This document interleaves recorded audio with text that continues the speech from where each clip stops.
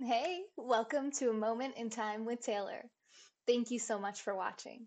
Check out the website femyoga.com, click the support button, and help us to keep this channel going and growing together.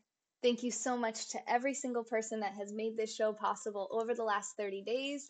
We won't let you down. We're going to keep putting out daily, positive, engaging content to help people all around the world to reach their health, wealth, and relationship goals. And our long term goal here is to get the channel live 24 hours a day, 365 days a year, so you never have to feel alone. And remember, if you subscribe for monthly sponsorships on there when you click support, you'll be entered to win $100 cash every single month. So we're here today with a brand new book review. Thanks for subscribing to this channel and liking this video. This is called Getting to Yes, Negotiating Agreement Without Giving In by Roger Fisher and William Ury. This was a really, really great book. I think this one's from 1981, if I recall correctly. Yes, 1981 is when this one was first put out, but it's still hugely relevant today. You'll find that most of your life involves negotiation of some kind, whether you're getting a new car, whether you're negotiating relationship situations, things around the house, or even just getting a date, negotiating in that way, and then more obvious negotiations like in politics or in business. There's a few things that I really liked in this book. So, one of them is that you should always think of yourself as on the same team as the people that you're negotiating with. And realize it's not usually one person versus one person. It's oftentimes one person representing a group of people's interests or a group of people versus something very similar. Maybe you're in an office and you have the manager negotiating. Well, the manager is negotiating on behalf of everyone in the entire company from their point of view, and you might be negotiating for all of your colleagues and their families. So it's very rarely like it's one person versus another. And that's important in realizing that it's not personal. Just like the book The Four Agreements by Don Miguel Ruiz says in The Four Agreements, that you shouldn't take anything personally or try not to take anything personally. Same thing here with negotiations. So, one of the tips that they give you is to sit on the same side of the table with the person you're negotiating with as often as possible.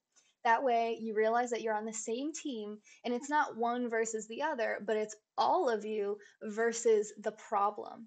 That you're on the same team against the problem, that your only mission is not to win, but to take care of the problem and solve the problem in as creatively of a way as necessary for every party to feel like it's a win-win situation, right? And they do say in this book, simply saying win-win and actually acting that out is very different. You want to prevent yourself from being fully committed or overly committed or identified with a position that you're trying to take.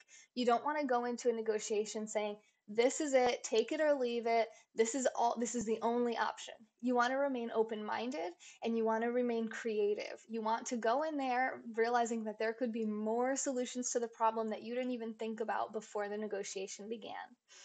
And you want to try to resist the urge to be hard against the other person. So the way that they say to do this is to be hard on the problem, but soft on the people.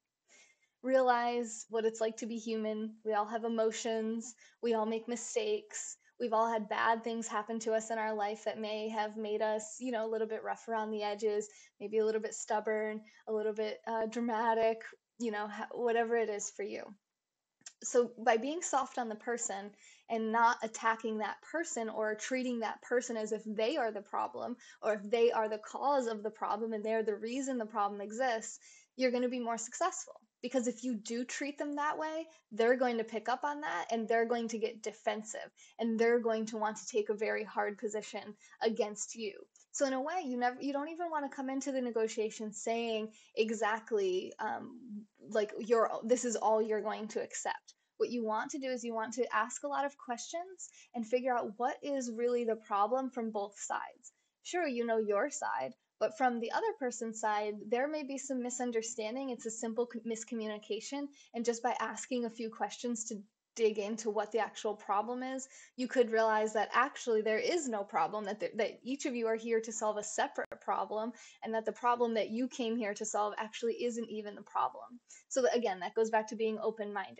And you want to be creative. You don't want to look at it as it can go this way or it can go that way. You can find compromise. You can find something that solves their problem and solves yours as well, that isn't necessarily where one party wins and one party loses. So they have what's called, they talk about in this book something called the BATNA, BATNA, which is the best alternative to a negotiated agreement. BATNA. So this is like your worst case scenario. Like, this is the best outcome you can hope for without getting everything that you wanted going into it. And you also want to be able to identify the other party's BATNA, their best alternative to a negotiated agreement. Because if you can present someone with, listen, here's the best way that this can go for you. This is the best. Like, in the worst case scenario, this is the best that you're going to get. They can kind of realize, it can put perspective on both of you to realize, well, we don't really want the worst possible thing we can end up with. How can we try to get something even better than that? But also be prepared kind of ahead of time with the best alternative that you have in your mind. You may come up with a new alternative and a new BATNA as you discuss and as you negotiate, but at least be prepared with some alternatives when you go in. Don't be so attached to winning 100% of every single thing that you want in the negotiation. Have perspective. Realize what the most important pieces and components are, and where you could actually have maybe a little bit more give.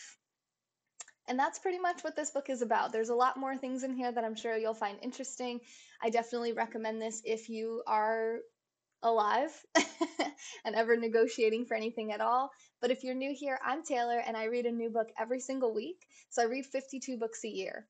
That way, you don't have to. You can watch my reviews here by subscribing to this channel and turning your notifications on. And you can also sign up for my free book review and summary emails, where you'll get all of this in writing, right by going to that website, femyoga.com. And you'll see right there on the homepage where you can sign up for the book reviews email. I only send 3 emails a year. Yeah, that's right. 3 emails a year. 1 email every 4 months, and it has all the reviews and summaries of the books that I've read over those 4 months. So I hope you'll sign up for that. While you're there, learn more about our business. Watch that little 3-minute YouTube video there on the homepage about why I started this channel and what we're all about, what our dreams for the future are. And if you'd like to help us get there, I so appreciate that. Just click the support button, sponsor at any level that you find reasonable. And remember, if you subscribe for the monthly sponsorships, you'll be entered to win $100 every single month. And you can also support by sending items off of the Amazon wish list, if you prefer that to financial contributions. We have books, tech, and other things on the Amazon wish list to help keep this channel going and growing. Thank you so much for watching. I hope to see you back soon. Right now, I'm going to go live over on Periscope. We're going to make a vision board for 2019, and I hope to see you over there as well. This has been A Moment in Time with Taylor. See you on the next one.